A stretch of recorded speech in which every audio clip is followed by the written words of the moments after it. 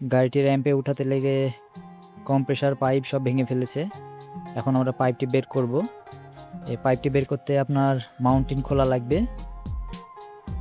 উপরে 2টা বোল্ট আছে আর মাউন্টেনের নিচে একটা বোল্ট আছে। তার আগে আমরা ইঞ্জিনের সাথে জ্যাক বাঁধাবো যাতে ইঞ্জিন নিচের দিকে না পড়ে যায়। তারপরে নিচের বোল্টটা খুলবো এবং উপরের বোল্ট 2টা খুলবো। তারপরে মাউন্টিন সরিয়ে সুন্দরভাবে পাইপ বের করব।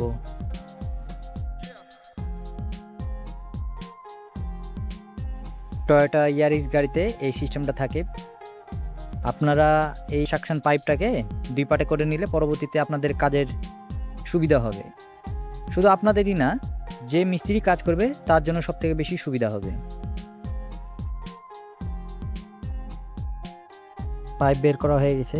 এই পাইপটা একটা গোটা করা আছে। আমরা এটাকে 2 পিচ করব। এখানে একটা জয়েন্ট বানাবো থ্রেড সিস্টেম, যাতে এরপর এবার মাউন্টিন না খোলা লাগে।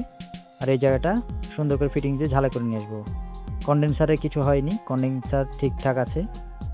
এখন আমরা পাইপের ফিটিংস দিয়ে, এটা 100-এর ফিটিংস, আমরা এক মাথা নিব আর একটা ফিটিংস নতুন দিয়ে এটাকে সুন্দরভাবে ঝালাই করব। পাইপ সুন্দর ঝালাই হয়ে গেছে, সুন্দর ফিটিং হয়েছে। দেখুন, এইভাবে কাজ করলে শুধু আপনার না, যে কাজ করবে তার জন্যই সুবিধা হবে।